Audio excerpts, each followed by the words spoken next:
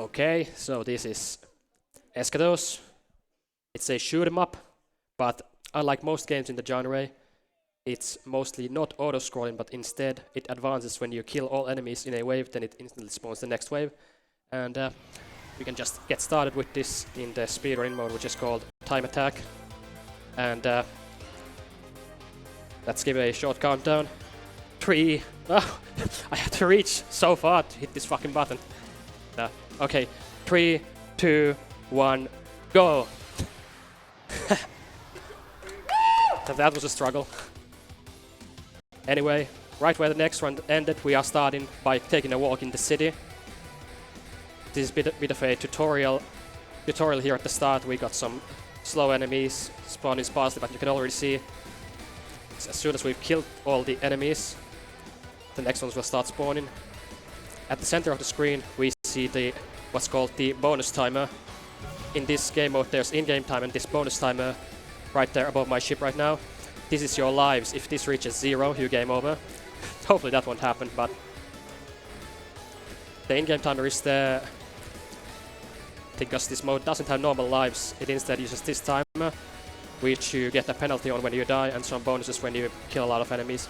Let's not worry about it, the game calculates all that for us.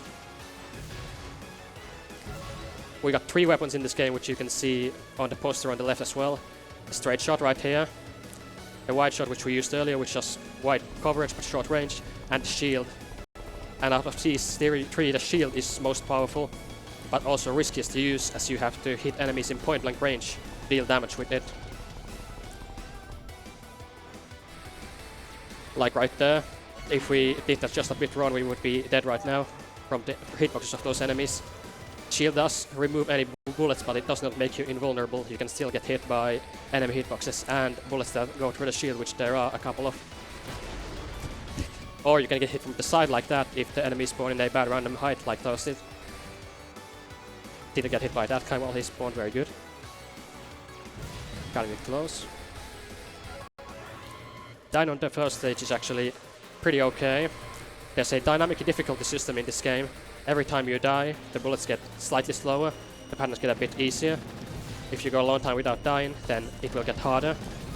And this stage 1 boss here, you see these parts, we have to kill them all on the first cycle. Get this nice strat here. Hitting these guys with the shield, you can see the green outlines. These are approximately the hitboxes of the boss, but not exactly. It's got a lot of these parts. These red enemies are spawning in totally random places, and this can be really bad if they spawn in a place where they really shouldn't. Luckily they're not doing that. Okay. Then the second phase was the stage 1 boss. This was a pretty fun strat.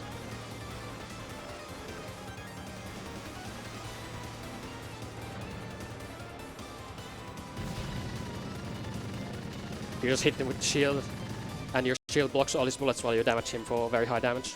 And that's stage 1. If we got anything to say, that would be a good time. Indeed we do. We have a grand $80 donation from DRK Mythos with no comment, but that did shoot us and complete our Metroid Zero Mission Perfect Stealth incentive. So thank you very much. Thank you very much for that generous donation. So right now we got this really difficult enemy one coming up with random enemies spawning. The positions of these are completely random. We need to kill them very quickly to get a glitch here. If we can do it, we need to take this. Kill the enemy. You see there's one enemy from the previous who's still on the screen while the second one started spawning. That's the dual wave spawn glitch, which you can get on specific places in the game if you kill enemies while you get a small gap where there are no enemies on the screen and it thinks that you've finished the wave, even though you actually haven't yet. That's a bit of a joke, but we can recover.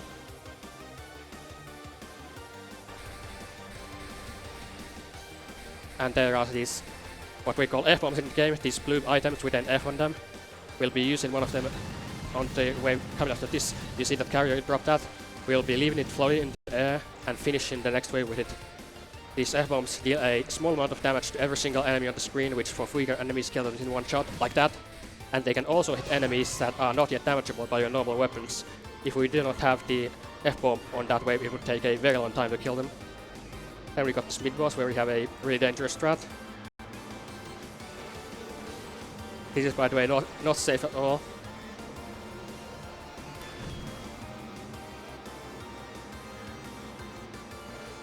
This part is slightly safer, but still not quite. Speak of the devil. It's okay, we got him.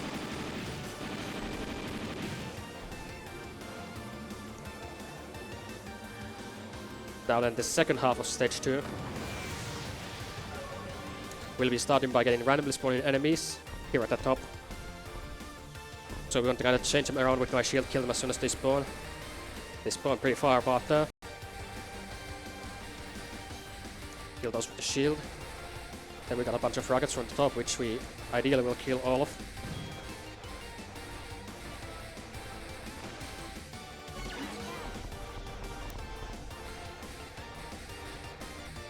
Got these guys. Then they point in the strat here. Damage them both a bit and kill them both very fast. That went well. Then some more random enemies. Hopefully these guys won't go low on the screen and ram me. It always almost rammed me, but only almost, doesn't count. Then we got another small boss here, whom of course we are going to point like with the shield for more damage, as with everything else in the game, if we can.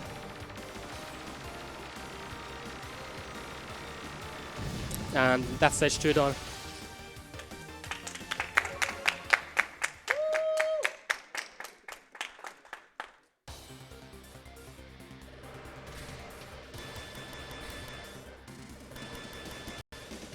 Those guys spawn in random positions and teleport to random places if you let them live. Got kinda unlucky there. Here we got another pretty risky strat. We have at the point blank these purple balls, which are a mid-boss. You see a health bar at the top of the screen for them. We need to deal a lot of damage to them with the shield to get this speed kill.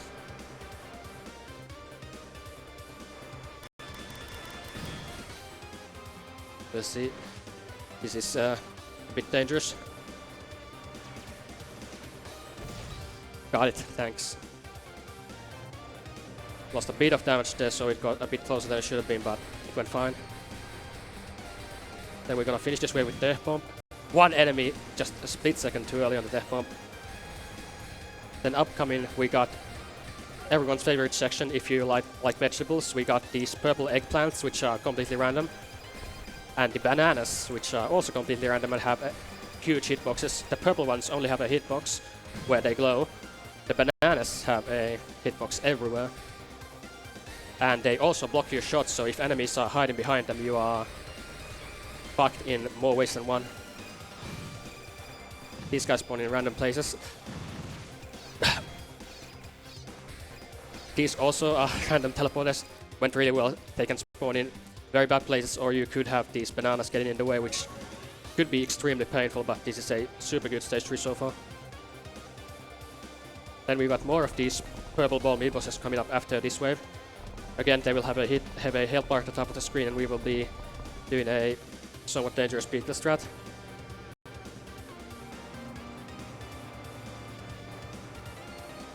These guys do have hitboxes. If you do not avoid them while they are hitting the bottom of the screen, you will die. Got it! Very tight.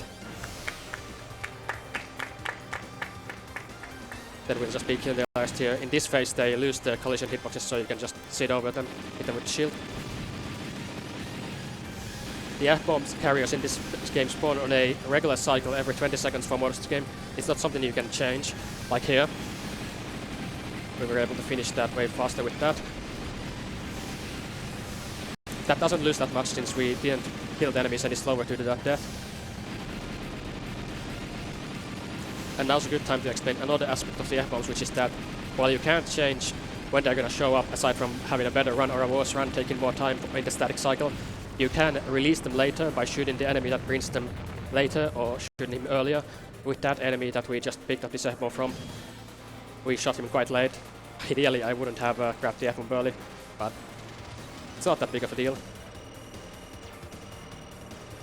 Then we have to do a dangerous rush up the screen here to trigger this lead switch, cancels an attack and gets me extra point blank in time. Then this boss takes more damage in the glowing part in the center, which we want to hit as close as we can without dying. This attack not feeling so great right now. Okay, we made it. Then we'll be finishing this boss in just a bit. Hitting the center. There we go. Stage 3 done. If we got any announcements to make.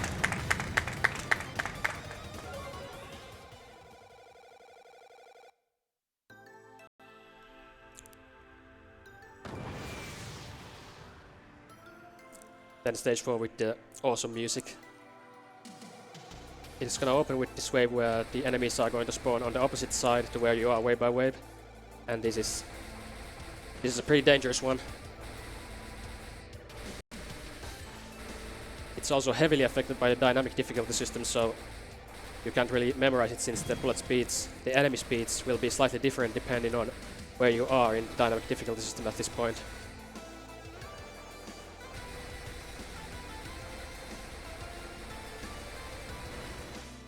Okay, didn't show up. Speak of the devil. This is fine, we can still get this nice strat here. Oh, and this game has these extends or lives. They just give you more bonus time, which are your lives in this game, or in-game time. We wanna pick those up.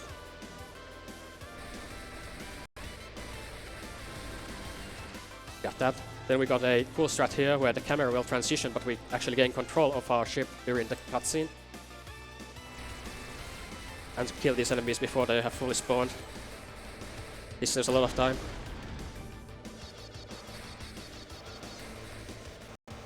Ideally we would have an F mode for this wave because it's really dangerous, but luckily we got it pretty good anyway. Gotta use this one to end this faster. Then we've got another mid-boss coming up very soon. After doing more of this somewhat risky point blanking. Wait for these enemies to spawn on the right, despawn the ones on the left. Another small mid-boss who takes more damage in the center. A lot of things to do in this game. Got this strat here, which is a pretty precise spot where those enemies coming from the top will just all die instantly. Another mid-boss. Let's not die to him, okay. Got it.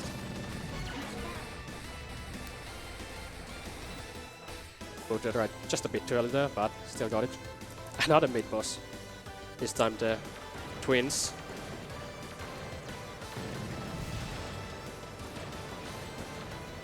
Got him. Then we got the best mid-boss in the game, the Purple Heart. Showing some love.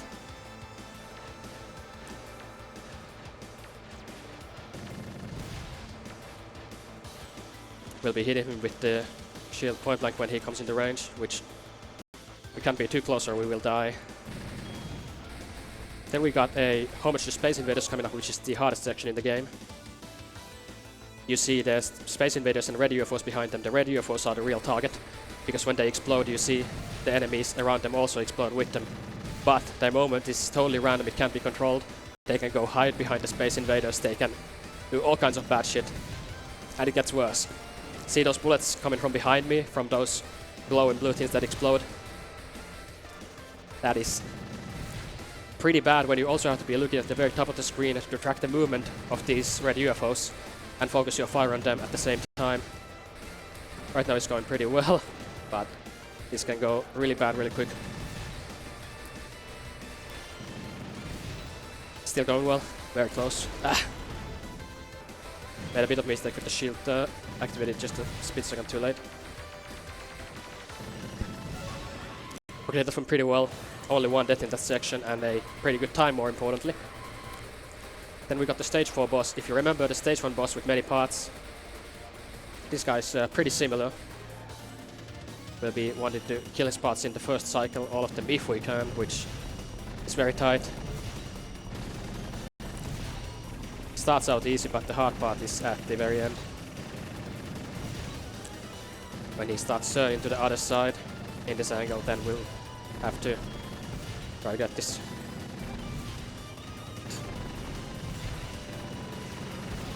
This is, by the way, not safe at all. Got it! But the fun is not over. There is another really difficult boss phase with this disc spin his main body. You need to kill them all. And if you do not kill one of them intermittently, the pattern becomes extremely difficult, which is both very likely to kill you and very slow. Going well so far. Right, that is exactly how it should go. Their movement is also partially random, which doesn't help me. I wanted to do a suicide there, but I accidentally lived. We would be able to do some extra damage to the boss with point blanking if we didn't accidentally live, but this is still fine.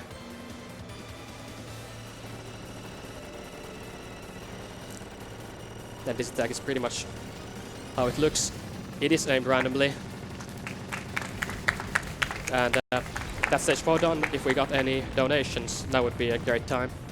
Yeah, we have a anonymous $5 donation with no comment, but thank you so much for your contributions. What a good run this is, right, guys? Thank you. Let's keep that $5 train rolling. We've got the final stage already, stage 5. It'll start with some enemies that spawn off the screen, which we unfortunately won't get to see, because you can kill them before they come into view.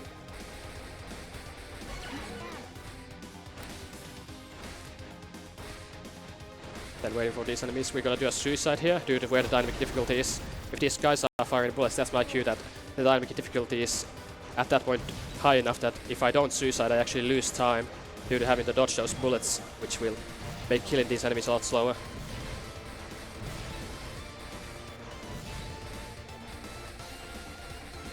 More of these enemies that we kill before they actually make it to us. Then we got another mid-boss. The opener. It's pretty fun, you just sit here, watch the shields, or missiles rather, all fly around you.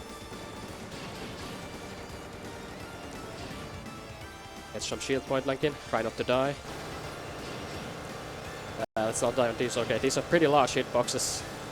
Not quite as big as they look, but not small. Went well. Then we got some more really nasty random sections, not this one, but the ones after this.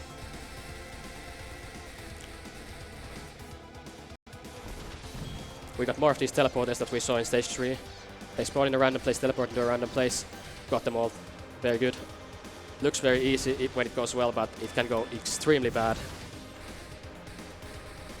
Then we're gonna have 2 of the stage 2 bosses right now. The shield, which is a quite exciting mid-boss. Get some point blanking at this specific spot.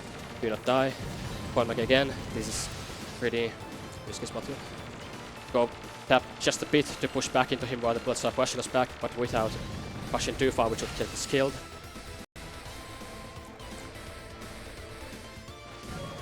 Very good.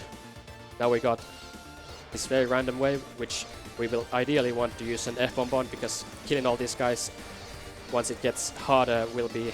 You see all of them just spawn at once, and there's a lot of shit on the screen. And then the enemies just keep spawning. Thankfully the death wasn't that bad, since we were able to use the iframes to kill some of the leftover enemies due to the build-up that we got from not having the F-bomb for that. Then we got, after these enemies, another very difficult way where the enemies have hitboxes that are deceivingly small. Oh, and they fire random bullets and move randomly. If they go to the side like this, this is perfect, since on the side you can focus your shot into a smaller space, which allows all your bullets to hit the enemies. That was super lucky. Very good. And we got an autoscroller coming up right now, so if you have anything to plug, now is the time.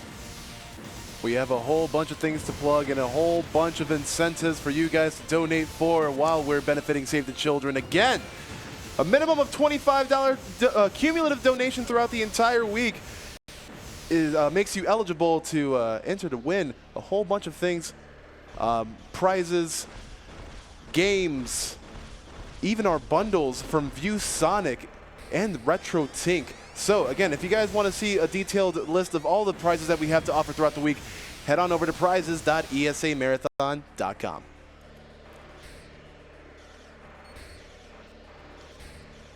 Got the autoscroller done. What we want to do in this wave is release an F-bomb into the air and finish the last of these enemies with it. That's the main thing we can do to save time. Ideally without the death, but this is okay. Then we got this kind of a auto-scroller or plot sequence where the enemies are just gonna get killed by these lasers that the final boss is firing at us. Spoilers. Kinda shows how the aliens that we're fighting are supposed to be brutal and senseless, shooting their own guys just to have some fun. This guy's moving to a random position, but he died nicely. Shield point like him. Got it. Then we got another auto-scroller section building up to the final boss. Want to release that into the air. Grab it during this one. Right there. And the bonus you get from killing all the enemies in a wave is around 1 second of in-game time each. You see how the timer stops for just a second, like this is Crash Bandicoot 3. That's the in-game time bonus when you kill every enemy in a wave. And we're already on the final boss, who is... you see what he's like.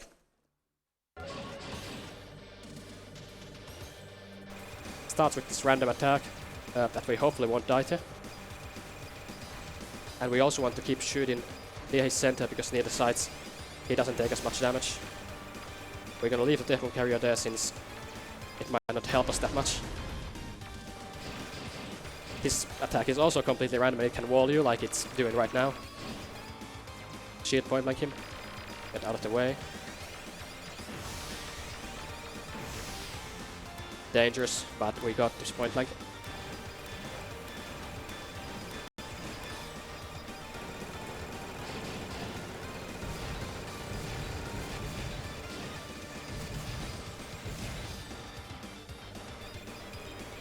These bullets are turning towards you, but right now the damage difficulty is pretty low, so the attack is manageable. 4 point blank in. These bullets are spawning in random positions, so depending on where they spawn, we have to react and back off from the point blank or continue it for longer. Or just misjudge and die, which we did not do.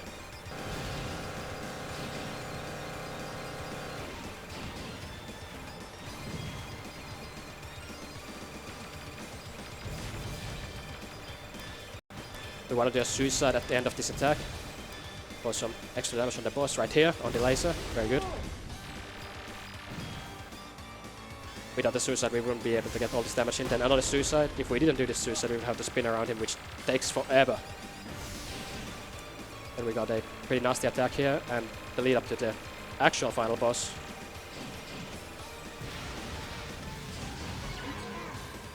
He's been tasting the rainbow a bit, and he doesn't look like he's enjoying it. That was a safe spot at the start with the shield, getting some huge damage in, which we found only a couple months ago after submitting this to ESA. And time is when this guy hits the ground.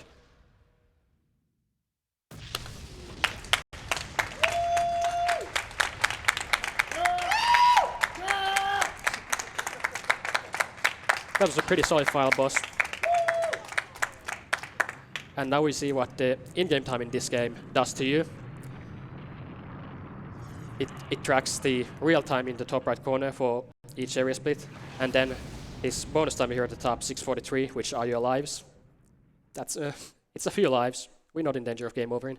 What it does with this life timer is it deducts it from the in-game time, real time tracked by the game, and this will result in something pretty nice.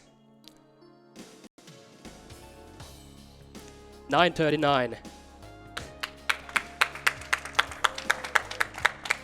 This game lets you get some rather ridiculous times thanks to how the in-game timer is designed, less than half the amount you take in real time.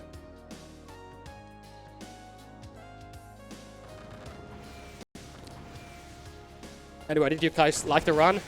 Yeah! Thanks. Shout out to the crowd. They're the guys who make these events worth it. Thank you for coming. Absolutely. Anyway, that was Eschatos. It was pretty short, but hope you liked it. We can save the replay too.